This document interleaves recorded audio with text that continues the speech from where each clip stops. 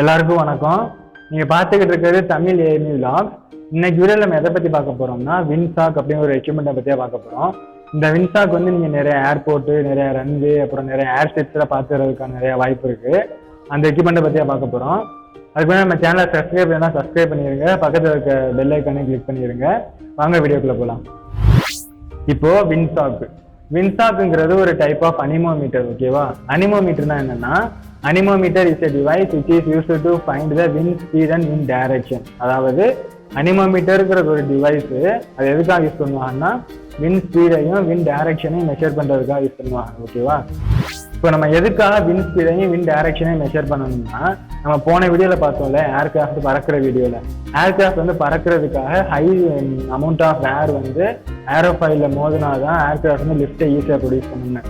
அந்த high amount of ஏரை வந்து விண்சாக் மூலியமா தான் மெஷர் பண்ணுவாங்க. விண்ட் ஸ்பீடை வந்து எப்படி மெஷர் பண்ணுவாங்கன்னா, இதில் வந்து மொத்தம் வந்து 5 ஸ்ட்ரைப்ஸ் இருக்கும்.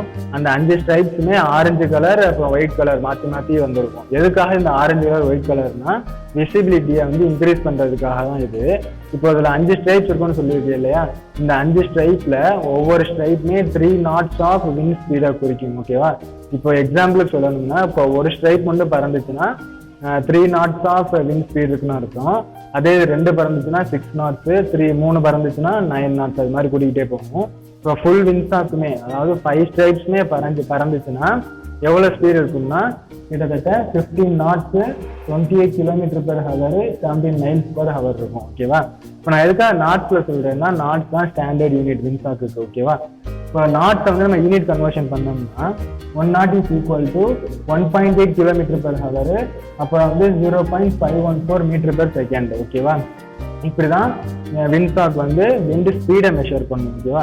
விண்ட் டைரக்ஷனை எப்படி மெஷர் பண்ணும்னா, இப்போ விண்சாக் வந்து இந்த டைரக்ஷன்ல வந்து பறந்துகிட்டு இருக்குன்னா, அந்த டைரக்ஷனுக்கு ஆப்போசிட் டைரக்ஷன்ல ஏர்கிராஃப்ட் நோஸை வச்சு ஏர்கிராஃப்ட் டேக் ஆஃப் பண்ணுவாங்க. ஏன் அப்படி பண்ணுவாங்கன்னா, ஏர்கிராஃப்ட் வந்து டேக் ஆஃப் ஆகிறதுக்கு வந்து ஹெட் விண்ட் தேவைப்படும். ஓகேவா? எதுக்காக ஹெட் விண்ட் தேவைப்படுதுன்னா, இப்போ ஹெட் விண்ட்ல தான் ஏர்கிராஃப்ட் வந்து கம்மியான ஃபியூயல் யூஸ் பண்ணி ஈஸியாக டேக் ஆஃப் ஆகும். அப்படி டேக் ஆஃப் ஆகிறதுக்காக தான் ஹெட் விண்ட் யூஸ் பண்ணுவாங்க. அந்த ஹெட் விண்டோட டைரக்ஷன் வந்து நம்ம விண்சாக் மூலியமா தெரிஞ்சுக்கலாம். ஓகேவா? இதுதான் விண்சாக்கு. விண்சாக்கோட டைப்ஸ்ன்னு பார்த்தீங்கன்னா மொத்தம் 2 டைப்ஸ் இருக்கு. அது என்னென்னா லைசன்ஸ்டு, இன்னொன்று வந்து அன்லைசன்ஸ்டு. ஓகேவா?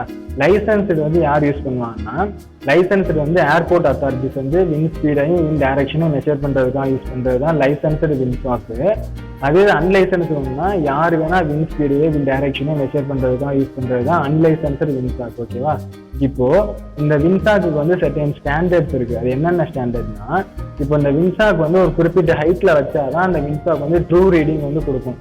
அது எவ்வளோ ஹைட்டுன்னா 6.7 meter to 22 feet. ஓகேவா? 6.7 meter அப்புறம் 22 feetல வந்து நம்ம இந்த விண்சாக்கை வச்சாதான் இந்த விண்சாக் வந்து ட்ரூ ரீடிங், அதாவது ட்ரூவான விண்ட் ஸ்பீடையும் விண்ட் டைரக்ஷனையும் கணக்கிட்டு காட்டும். ஓகேவா? அடுத்து இந்த விண்சாக்கோட டைமென்ஷன்ஸ்ன்னு பார்த்தீங்கன்னா, இந்த டைமென்ஷன் வந்து டயாமீட்டர் வந்து 0.9 meter இருக்கணும், அப்புறம் வந்து லென்த் வந்து 3.6 meter இருக்கணும். இதுதான் விண்சாக்கோட ஸ்டாண்டர்ட்ஸ் அண்ட் டைமென்ஷன்ஸ். ஓகேவா? அடுத்து வந்து இந்த விண்சாக்கோட லைஃப்னு பார்த்தீங்கன்னா 6 மாசத்துலேருந்து 2 வருஷம் வரைக்கும் வரும். ஓகேவா? எதுக்காக இந்த லைஃப் வந்து ரொம்ப கம்மியாக இருக்குன்னா, இந்த விண்சாக் வந்து வெயிலே இருக்கனால யூவி ரேஸ்க்கு எக்ஸ்போஸ் ஆகும். யூவி ரேஸ் எக்ஸ்போஸ் ஆச்சுன்னா நிறைய டேமேஜ் ஆகிறதுக்கு வாய்ப்பு இருக்கு இல்லையா? அதனால தான் அதோட லைஃப் வந்து ரொம்ப கம்மியாக இருக்கு. இதுதான் விண்சாக்கை பற்றி. வேற ஏதாச்சும் உங்களுக்கு டவுட் இருந்துச்சுன்னா கீழே கமெண்ட் செக்ஷனில் போடுங்க. ஏர்கிராஃப்டை பற்றி டவுட் இருந்தாலும் போடுங்க, ஏஎம்இ பற்றி டவுட் இருந்தாலும் போடுங்க. அதுக்கு மேலே நம்ம சேனலை சப்ஸ்கிரைப் பண்ணால் சப்ஸ்கிரைப் பண்ணிடுங்க. வீடியோ பிடிச்சிருந்துச்சுன்னா லைக் பண்ணுங்கள், கமெண்ட் பண்ணுங்கள், சப்ஸ்கிரைப் பண்ணுங்கள், ஷேர் பண்ணுங்கள். நெக்ஸ்ட் வீடியோவில் பார்க்கலாம். நன்றி, வணக்கம்.